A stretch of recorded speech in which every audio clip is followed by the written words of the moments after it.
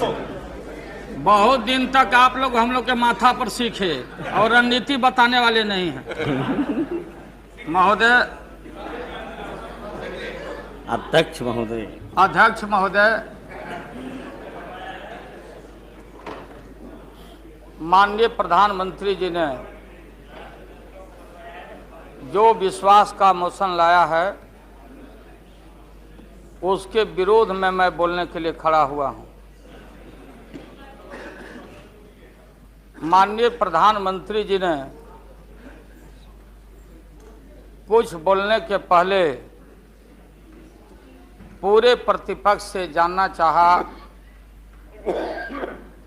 क्या विकल्प है, कैसी सरकार आप लोग बना रहे हैं, थोड़ा हमको बता दीजिए ताकि बाद में भी हम अपना काम चला लेंगे। प्रधानमंत्री जी को धन्यवाद देते हैं, वो चेतनशील व्यक्ति हैं। ठीक आज से 4 दिन पहले माननीय प्रधानमंत्री जी ने, अटल जी ने अग्नि परीक्षण के समय शाम को राष्ट्र को संदेश दिया था। एकाएक हम लोग सुने कि राष्ट्र को संबोधित करने वाले हैं प्रधानमंत्री जी। सब कार्यक्रम छोड़ के हम लोग बैठ गए टीवी पे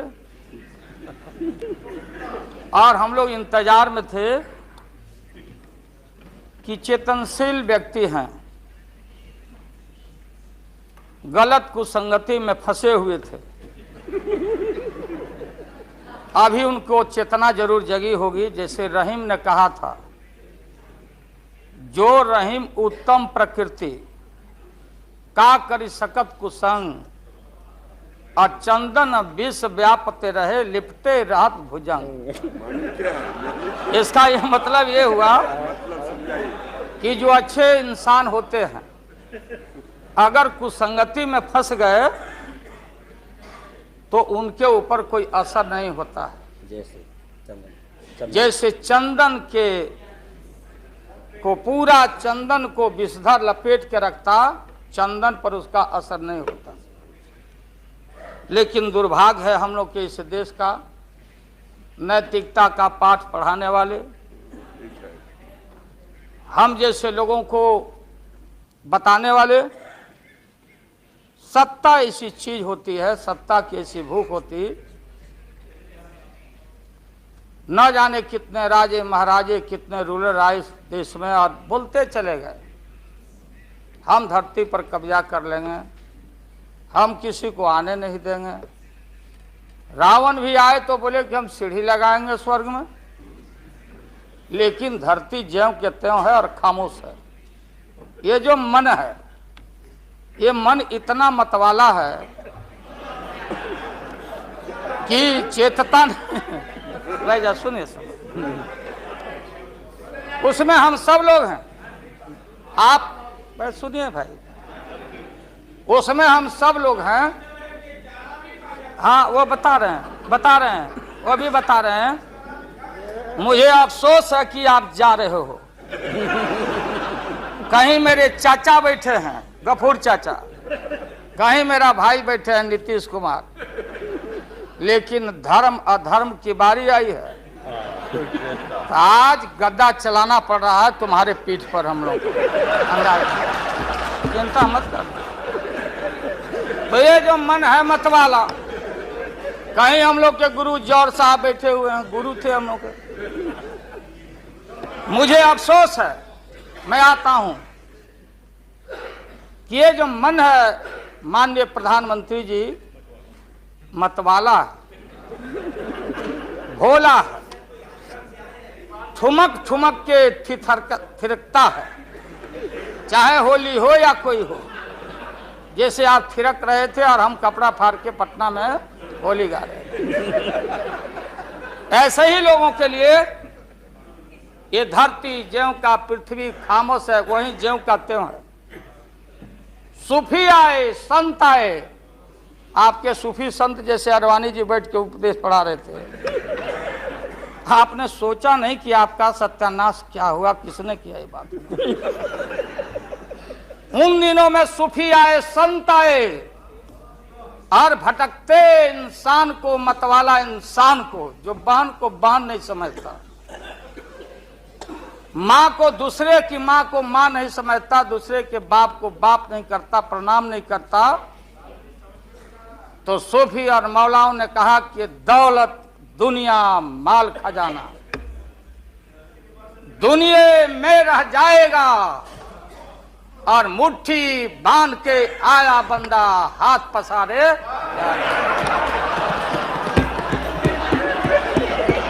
जैसे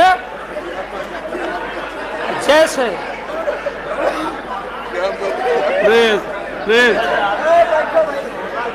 लेकिन ये जो मन है, ये जो मन है मानता नहीं। आपने कहा था यहीं, अरे बहन रीता वर्मा, अभी भी आपका स्वाभिमान जगना चाहिए। अरे तुमको डिप्टी स्पीकर भी लोग नहीं बना सके। बैठ जाओ, इसलिए मैं कहना चाहता हूँ।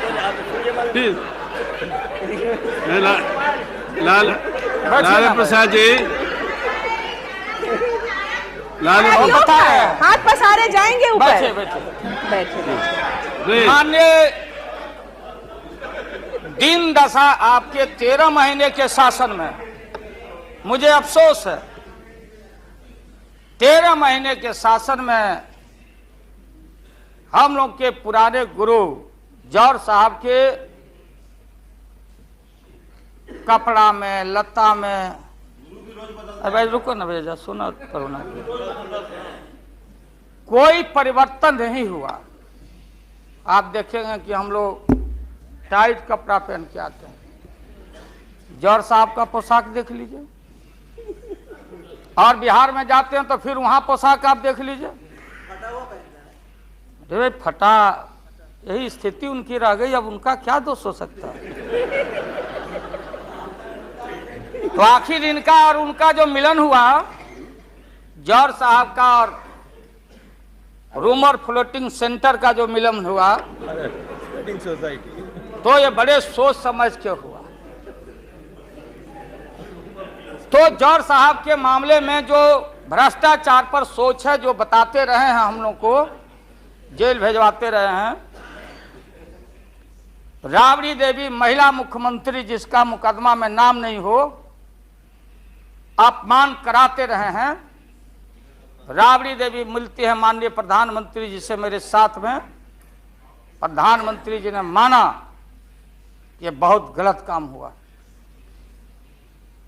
तो मैं फिर आऊंगा, आपने कहा था कि दुनिया का सबसे बड़ा स्काम है पशुपालन स्काम। आएगा दूध का दूध, पानी का पानी, जैसे सारे बैठे हुए लोग। अब बचा कौन है इस मुल्क में? कौन बेदाग बैठा है? और मैं इन चीजों को आज कोई छेड़छाड़, कोई बात नॉर्म्स के खिलाफ मैं जाना नहीं चाहता हूं। बातें दबाई नहीं जा सकती, चाहे जितनी बातों को हम जहां भी थापर साहब के टीवी में या जहां भी हम कोई बातों को कह डालें, बात दबती नहीं है, अभिलेख मिटता नहीं है। अब माननीय प्रधानमंत्री जी, आपने चिंता जताई और इतिहास को, आडवाणी जी, गृह मंत्री जी ने गृह को खराब किया है। आपका जो गृह है उन्होंने खराब किया है, और आप मतवाले की तरह, आपका ज्यादा दोष नहीं है। मैं किसी को अपमान करने के लिए नहीं कहता हूं। मैं जन्म लिया था फुलवरिया गांव, गोपालगंज में, फुलवरिया गांव में। तो हम लोग को मालूम नहीं कि हमारे भविष्य में क्या लिखा है। तो ये गोसाई लोग एक ऐसा रखते थे पशु, बैल, आंख पर मासा है, पीठ पर पैर है, बहुत छोटा नाटा है, जिसको नादिया बोलते, उत्तर प्रदेश में हम लोग अपने यहाँ बसहा बैल बोलते, भोला बाबा शंकर बाबा का अवतार माने बसहा बैल। और वो जो गोसाई है कपड़ा उपड़ा उड़ा के और हजारों चिट्टी कौड़ी उसमें साट के रखता, गेरुआ बस्तर पहन लेता, और हमारे साधु लोग जो ये बैठे हैं देखिए इसी रूप में रहता। वो बेचारा गरीब है, वो लेके गांव गांव घूमता, मेरे गांव